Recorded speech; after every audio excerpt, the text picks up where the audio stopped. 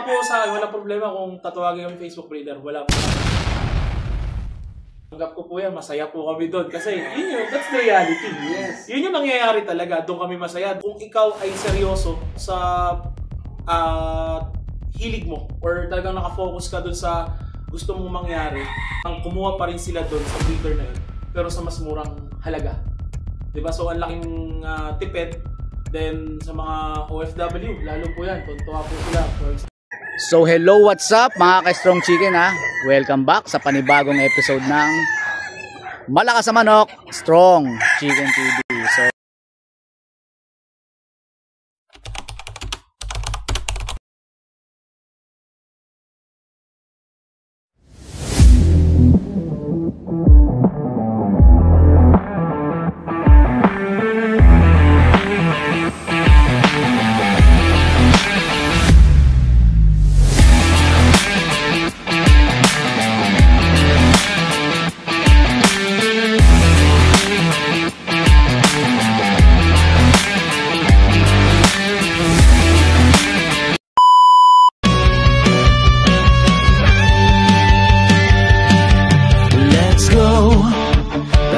mag-farm vlog kasama ang tropa. Sipagan natin, tiyaga lang basta masaya. Dadating ang araw, lahat ng ito'y magbubunga. Tulad ng halaman, uusbong din tayo. Nagkakasama-sama.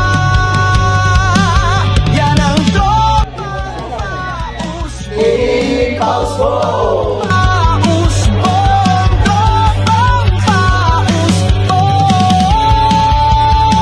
Hi guys! Welcome na naman ulit sa episode ng Team Pausbong.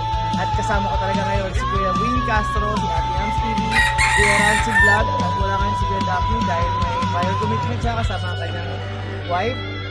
It's your boy Kigi at kasama natin ngayon din dito si Strong Chicken. At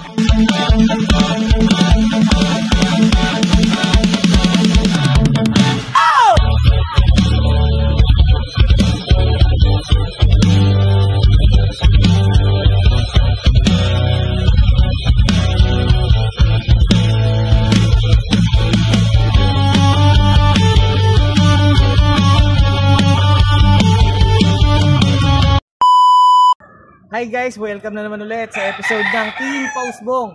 At kasama ko talaga ngayon si Kuya Win Castro, si Ate Yams TV, Kuya Rancy Vlog, at wala ngayon si Kuya Daphne dahil may prior commitment siya kasama ang kanyang wife. It's your boy Kigi at kasama natin ngayon din dito si Strong Chicken. At isa pa, ang may-ari ng Our Brothers Game Farm, si Sir Mark. Hello po, good afternoon po sa inyong lahat. Sir Mark, grabe nung pagpunta ko rito, isa lang yung nakita ko eh. Yes po. Grace. Apakagaganda ng grace mo dito. Ayun. Itong gray na to, Sir Mark, ano bang ano na ito? Yan is composition ng Harold Brown Gray over Gilmore. So, ang father niyan is galing po kay Idol, Bert Celine. So, ayan. Segundo. That is Harold Brown Gray over Gilmore. Ayan. So, this year, hindi po muna kami mag-out ng Harold Brown Cross na yan. So, magtatabi ko at least 5 pieces para sa elimination po. So, marami naman din iba pa. Tapos, sir, yung mga yellow-legged mo rito?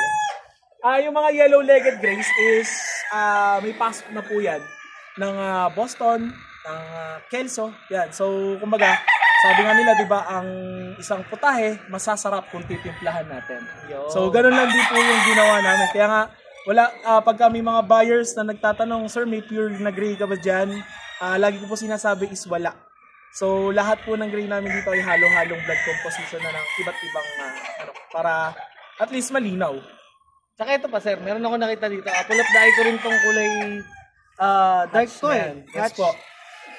Gilmore din ba to, sir? Yan is pure Gilmore. So, para po sa iba.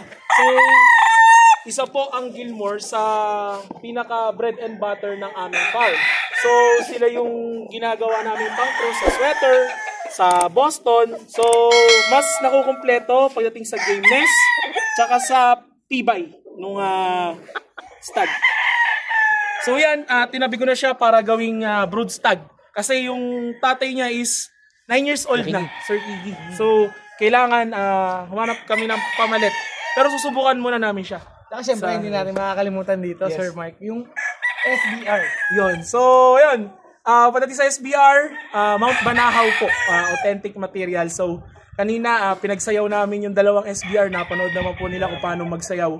Yung dalawang SBR, kahit father tsaka yung anak, parehas ang laro. So, let the chicken talk nga po. Ang usok, grabe. Yun nga Ang po. sakit sa tenga. Yun nga po talaga. Sir, may SBR. Pakita natin. Ito po yung SBR natin. Ito yung anak. Sir. Ito po yung F1. So, medium. Nagtuhay na po. Sobrang blessed na kung may lalabas na nagtuhay. Yan talaga usually, sukat. Yes! Kahit ako hirap na hirap nakapatang pa rin yan. Medyo napabibigyan namin sila ng height pagka pinapasukan po namin sila ng Gilmore namin. Since yung Gilmore namin ay old school, matatangkad talaga. So yun, nagkakaroon ng konting height. Pero yung palo, nandun pa rin po talaga. Etong bulik natin dito. Yan ang specialty ng father ko is bulik. So yung bulik po namin ay kinuha namin siya kay Attorney June Mendoza. So kumuha po kami sa kanya ng tryo na bulik. Yan. So kung mapapansin nyo, 6 na babaeng bulik ang ginamit namin this year pero wala kayong makikita na accord na bulik. So isa lang po ibig sabihin nun. Sold out na po tayo sa bulik. Sold out na po tayo sa bulik. Galing kay Attorney June. Galing po kay Attorney June Mendoza. Direct po namin nakuha. Shoutout kay Attorney June Mendoza ng JM Fantastic Games. Yes Farm. po. So guys, ito makikita nyo ngayon dito. Napakaraming linyada rito. Sir Mike, ano pa po ba yung mga linyada natin? Meron din pa po kaming sweaters. Boston, Kelso. Yan. Yun. So yung 3 bloodlines po na yun, sila yung pinagbabangga-bangga din po namin. Palitan lang din po talaga. Pwede ba natin, sir, makita at pakita natin sa kanila yung Boston natin dito? Okay, so yung original namin Boston, nandun siya, medyo dry na. So hindi na ano. So ito, papakita ko yung F1 ng Boston po na.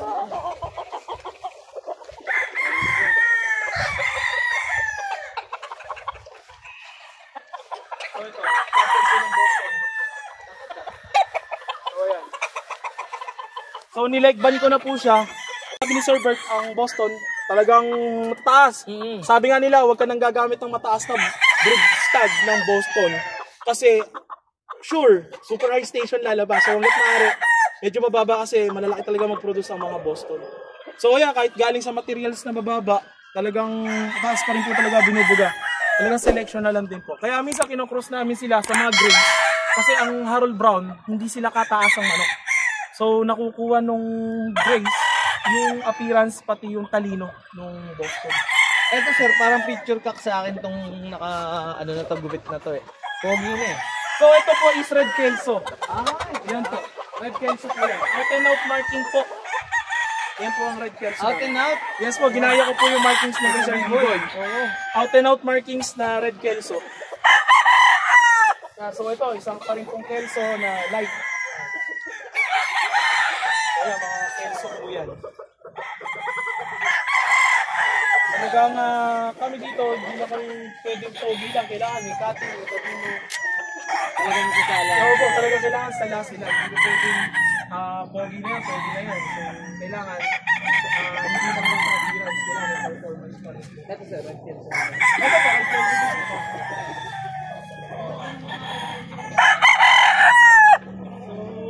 Sila. Kahit pumunta kayo kay Sir B-Boy, sobrang bihira nung tuwid ang palong na Kelso, kahit white Kelso, sobrang bihira. So, Hirap magka-straight ko. yes. So, para maiwasan yung pagkaduling, inaagapan po namin. Pagkaduling, pagkabulag, yan. Yan. So, ganun pala inaagapan po namin. Yan yung mga Kelsos namin. So, dito, mapapansin nyo, bagong tuli pa sila. So, medyo sariwa pa yung nila.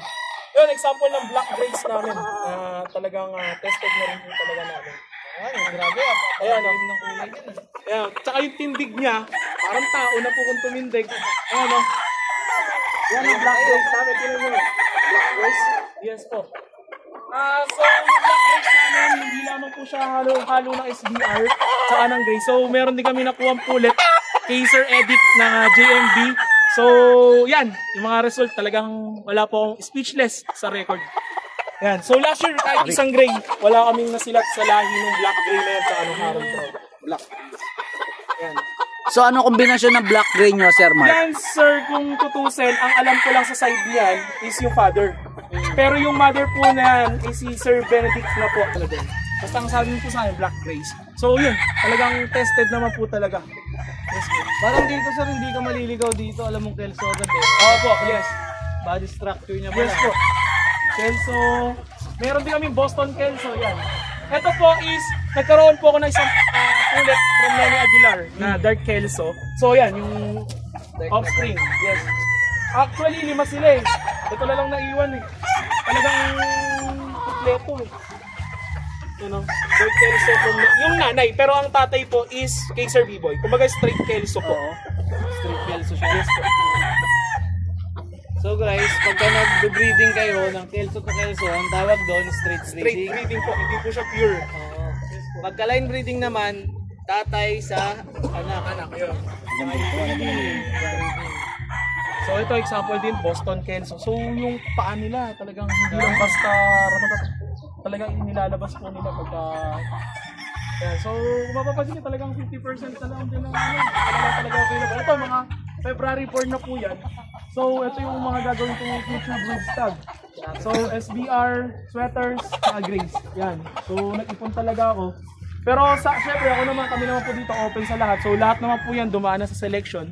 Kaya kung may mga buyers or may mga interested, yeah, pwede silang kumuha dyan. Kung ano maiwan, yun lang po gagamitin. Kasi uniform naman na po yan eh. Magkakasing height, suka at ang katawan ng bone structure pare-pares na. Kaya kahit alin maiwan, okay lang din po. Kaya nga sir, grabe ang gagandang lalaki ng mga nandito. Gusto kong makita ngayon sir, pakita natin sa kanila ang mga chicks mo dito. Okay, sige po, dadali ko po kayo sa ranging area ng mga babae. So, medyo maputik dito. Yung area ng mga babae, meron kaming 100, almost 150 pieces na babae. So, dito, meron pa din dito sa labas. So, nandyan lahat. Bulik ni JM Fantastic, bulik ni Sir Bert, Machine Gun Kelso ni Kong Sunny, Boston, Sweater Boston, SBR, Red Kelso ni Sir B-Boy. Yan, nandito po lahat. Yung Grace, kompleto po. So, pati yung mga offspring namin na Gilmores, yan, nandyan lahat. So sa mga baguhan pa lang, kung nagtatanong kayo bakit alam ni sir at paano niya mapipick kung alin dito yung mga materials na, yun yung para at least for example may mga buyers po kami na pupunta dito. Ang hirap naman din po kasi kahit may marking hanapin mo isa-isa. So, ang ginagawa namin po dito, bago namin pawalan dito, nilalagyan po namin sila ng cable tie. Cable tie. Depende po sa bloodline nila. For example, the Kelso. O pag red Kelso, white cable tie. So pagka sweater, double red. Boston, single red. SBR, double black. Ang Gilmore, single black. Ang Grace, blue. Bulik, green. So yun. So at least pag nakita namin yung kailangan namin kulay sa ranging area, huli na lang po kami ng huli. Hindi na po namin isa-isayin pa. O pagka nakahuli ka ng pula, no bloodline nito. So less hassle, tipid din po sa oras. So guys, yun yung kagandahan ng pagiging teacher ni Opo. Sir Mark kasi talaga sa lansan na lahat. So customize lahat sa mga parang libro rin yan, Yes no? po, kailangan talaga tayo may tamang proseso sa mga ganyan kasi tipid na yung oras mo, di ba? Kasi maghahabol-habol ka dyan. So sayang ang oras. So kailangan one click lang tayo ng one click palagi. Okay, so yan ang offspring natin yan. Yung regalo sa ating bulik ni Sir Bert na pullets, nanyan din, dalawa. Tapos may Gilmore says, mga SBR. Ganda ng babae nito. Gusto ko sa mga babae. Lahat ay station eh. Pag white na, ganit, Kelso. Yan, so yan. Minsan nakakrasan din sila ng sweater na puti. Si Sir Bert, lumabas siya na pure sweater pero kulay puti. Puti yung paa. Opo. Pati mismo balahibo niya. Okay. Opo. Nakakalito. Yun nga po, pero sabi niya, talagang galing sa sweater family. Nandun kami nung pinag sa ang ganda talaga. Tsaka nanalo yung anak. Ginamit po nila. Nung last time napunta ko doon, talagang nanalo yung mga anak ng sweater niya na kulay puti na lumabas na yun. Minsan yung mga throwback ngayon talagang yan ang Yes po. bibigay ng pangalan. Opo. Di ba, Sir B-Boy nga po, from Red Kelso, nag-throwback ng puti. So, White Kelso. naging parang naging treasure kay Sir B-Boy. Oo. Kung sasabihin nga natin, Sabi niya. naging kayamanan kay Sir B-Boy yung White Kelso na yun. Kasi isa yun sa tumatak ng tao pag narinig na B-Boy Enriquez, puti yan, puti. So, ganun din po. Pero hindi nila alam, dati kay Sir B-Boy, ang mga gamit Sir B-Boy is McLean. Yan. Yes, yan, yung mga hatches. Diyan talaga siya sobrang solid gamit. Kaya yun yung isa sa bloodline na kinuha ko sa kanya before. The McLean Hatch, tsaka Super Sweaters po. Kasi kahit saan mo daw siya infuse. Yes po. Para siyang Gilmore din, no? Oo, yun. Isa rin Hatch yan. din po talaga. Okay. Kasi dito, gusto ko talaga magputi. Kaso sa area namin, hindi ko pwede dahil supok ng araw. So, hindi kagaya Sir B-Boy, maraming puno, nakakasilong sila, hindi masisira balahibo. So, dito kasi sa amin, hindi ko pwede. Kahit gustong gusto ko, parang, syempre, pangulay, iba yung advantage pagkasanay yung manok mo sa ganong kulay. So, namili kami, Grace at Bulik talaga yung aming pangulay. Kaya pala wala akong manapon na dito na puti, no, Sir Yes Mark, po, no? wala talaga. So, ang pangulay namin dito, Grace at Bulik. Pero, Grace ang bully. parang, syempre, di naman porket pangulay, kahit saan ka na lang kumuha, kailangan, quality din. Syempre, di naman pwede puro pararamihin mo lang sila. Kailangan. May binibenta natin, tayo share din po natin sa mga ibang kaibigan nating breeder. So, kaya napili namin noon si Sir Bert tsaka si Atty. June Mendoza. Yun.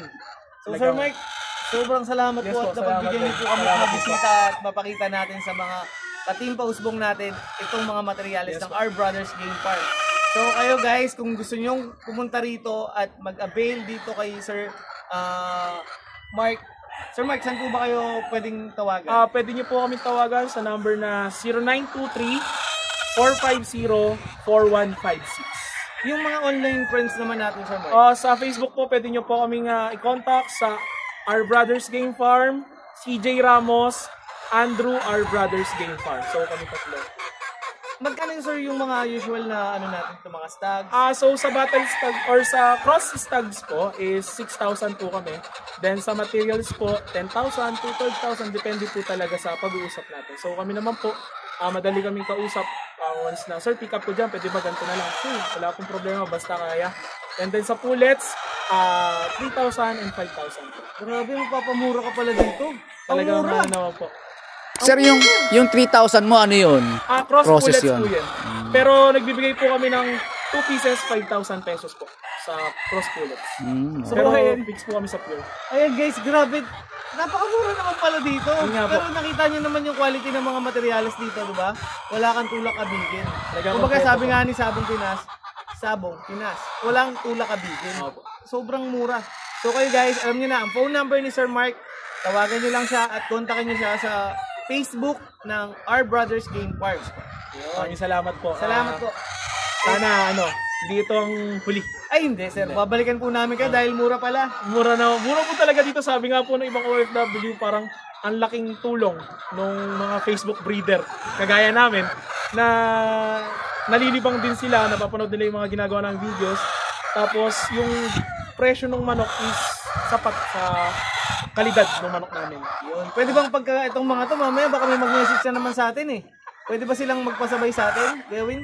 Pwede po sila magpasabay. Basta contact niya din po sila or kami. So, pakilala lang po kayo. For example, ako po si ganyan. Nakita ko po yung video from Sir Kigi or from Kuya Win.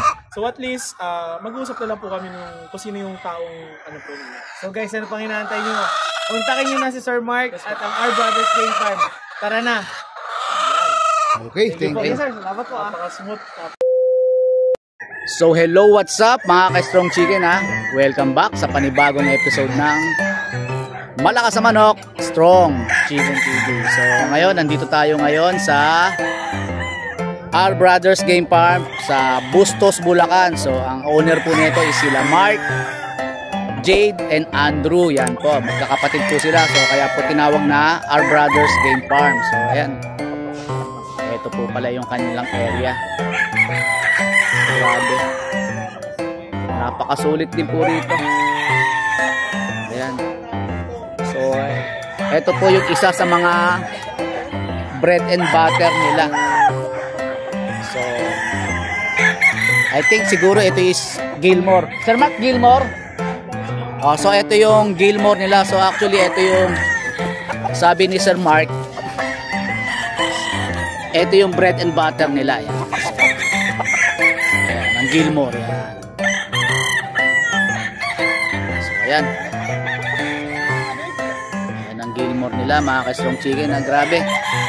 Napaka-solid na mga Gilmore nila dito. Super branded. So, sa mga magtatanong nga po pala ng price nila is Yung process po nila is 6K.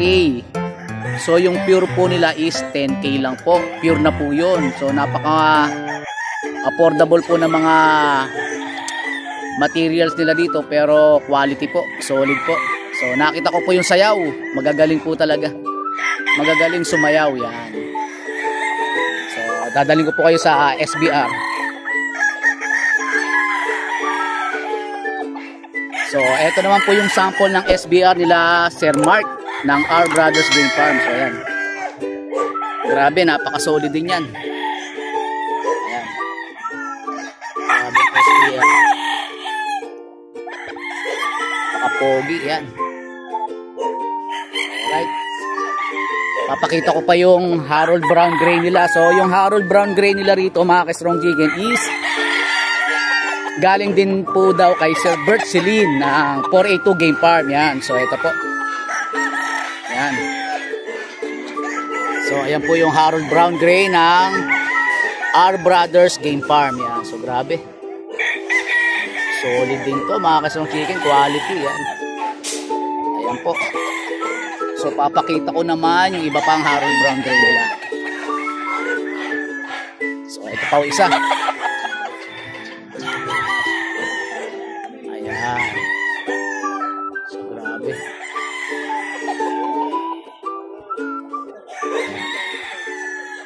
So ipapakita ko po rito yung pinakamatanda nilang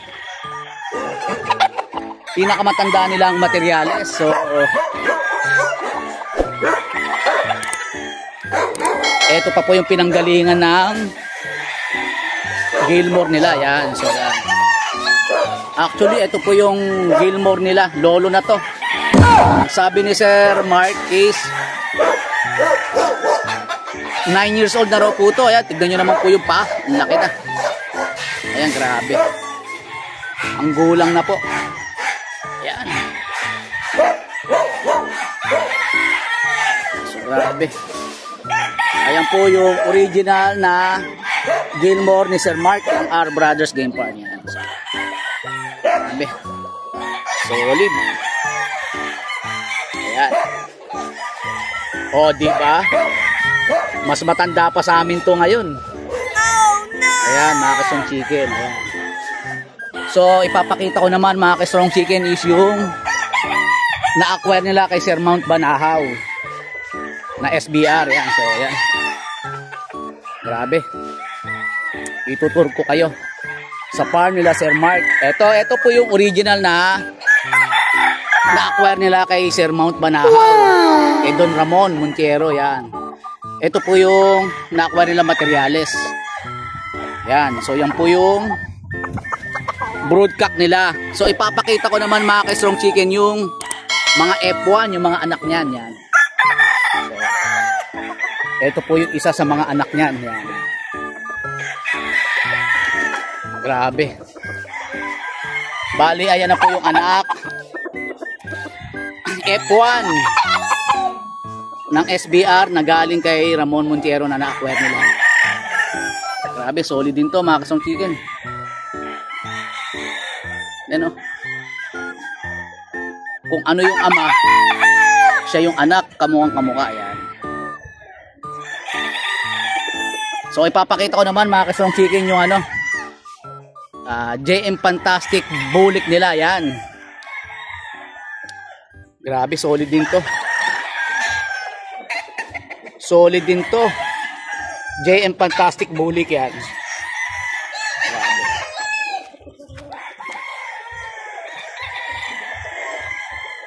So grabe, napakarami pa po rito. Yan. So maganda rin po rito. So sa mga gusto po magano, yan. Grabe. Yan.